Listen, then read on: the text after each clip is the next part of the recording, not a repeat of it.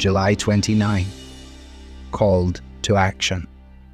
Mordecai told him all that had happened to him and the exact sum of money that Haman had promised to pay into the king's treasuries for the destruction of the Jews.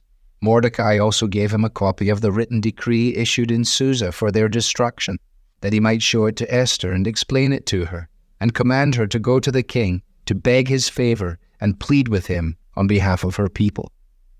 Esther chapter 4, verses 7 and 8.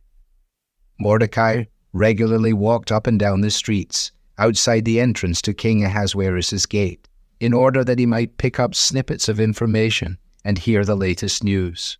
What he heard on the day described in these verses, however, was irregularly distressing. The Persian Empire was about to drive the Jewish people to extinction. His cousin Queen Esther wasn't around the city gates. She was isolated in her palace and had no clue about what was going on. When the news reached her that the Jews, including Mordecai, were mourning, fasting, and weeping, she responded with compassion, but she was in the dark as to the nature of the problem. Though one understood the gravity of the situation and the other was at this point unaware, both Mordecai and Esther were confronted with weighty questions.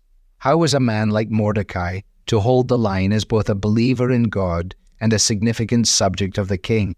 Was he helpless against the tyranny of the Persian Empire? Or could he make a difference and change the course of events?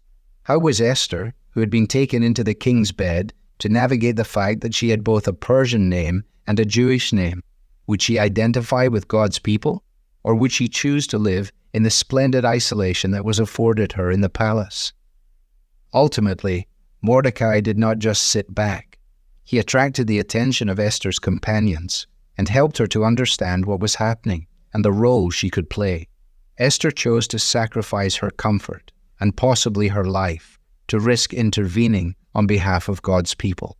Both understood that the providence and sovereignty of God do not relieve believers of their responsibility to do what is right and use whatever influence they have on behalf of His people. As people believing in God's providence, then, how should we live in a world that is opposed to the gospel?